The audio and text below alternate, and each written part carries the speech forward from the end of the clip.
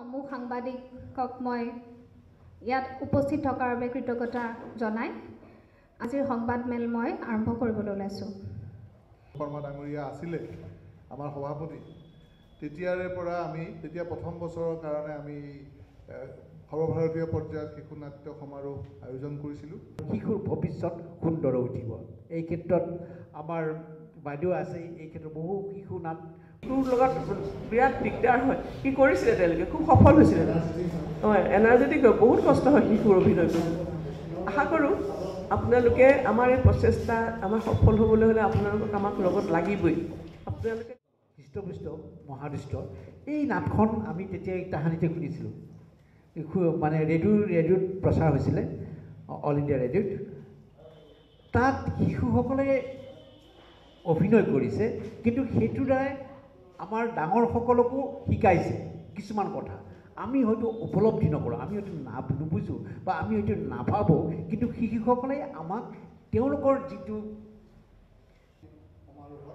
তেতিয়া আমি দ্বিতীয় অফিচত গৈ পেলাই প্ৰায় 7বাৰমান গৈছোঁ নেকি, ৰিকুৱেষ্ট কৰিবৰ কাৰণে, ফাইলটো চলাবৰ কাৰণে যে পাৰ্মিশ্যন দিব লাগে। আচলতে দ্বিতীয় অফিচৰ পৰা স্কুলবিলাকৰ ল'ৰা ছোৱালী উলিয়াই আনিবৰ কাৰণে পাৰ্মিশ্যন দিব লাগে। সেইটো প্ৰচেছতে বহুত দীঘলীয়া এটা সময় লাগে।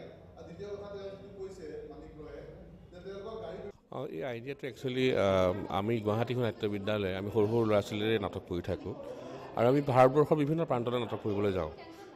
গৈ থাকোঁ তেতিয়া এটা আইডিয়া এটা ষ্টে কৰিলে মাইণ্ডত যে আমি যিহেতুকে বাহিৰলৈ যাওঁ নাটক কৰিবৰ কাৰণে, তো অসমততো হোৱা নাই, অসমত বুলি নহয় গোটেই নৰ্থ ইষ্টতে হোৱা নাই নেশ্যনেল চিলেট থিয়েটাৰ ফেষ্টিভেল এটা।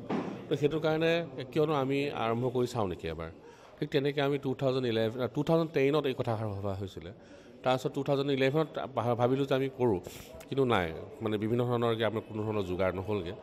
তো আল্টিমেটলি গৈ পেলাই আমি যেনে আমাৰ দিলীপ বৰা তেখেতৰ ওচৰলৈ গ'লোঁ, হিতেশ বৰুৱা তেখেতৰ ওচৰলৈ গ'লোঁ, অনুপম ছাৰ তেতিয়া জীয়াই আছিলে তেখেতৰ ওচৰলৈ গৈছিলোঁ। তো বিভিন্নজনৰ ওচৰলৈ গ'লোঁ, গৈ পেলাই তেখেতসকলক কথাখিনি ক'লোঁ যে সৰ্বভাৰতীয় পৰ্যায়ত যদি আমি এনেকুৱা এটা ফেষ্টিভেল এটা পাতোঁ, কি কয়, চবেই একেমুখে ক'লে হা ভাল হ'ব, যিহেতুকে হোৱা নাই কেতিয়াও।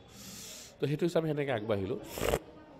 প্ৰথম বছৰ আমি প্ৰায় 7 দিনীয়াকৈ পাতিছিলোঁ এই সমাৰোহখন, আৰু প্ৰায় 10খনমান নাটক আহিছিলে, আৰু ঠিক তেনেকৈ আৰম্ভ হ'ল।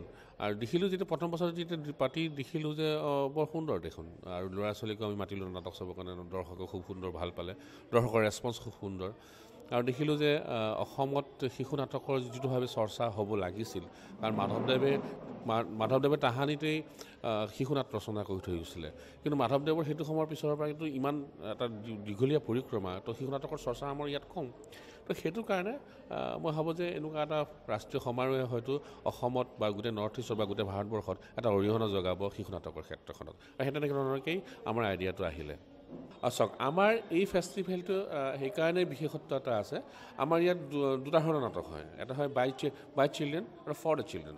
তো বাই চিলড্ৰেনত কি হয়, ল'ৰা ছোৱালী চিলড্ৰেনে পাৰফৰ্ম কৰে, আৰু চিলড্ৰেনেও চায়, এডাল্টেও চায়। আৰু এবিধ নাটক আছে যি নেকি এডাল্ট পাৰফৰ্ম কৰে, আৰু চিলড্ৰেনে চায় আৰু এডাল্টেও চাব পাৰে, য'ত নেকি তাত মৰেল থাকে, ধুনীয়া কাহিনী থাকে, আৰু গোটেই কাহিনীটো চিলড্ৰেনৰ কাৰণে গোটেই কাহিনীটো ঠিক তেনেকুৱা।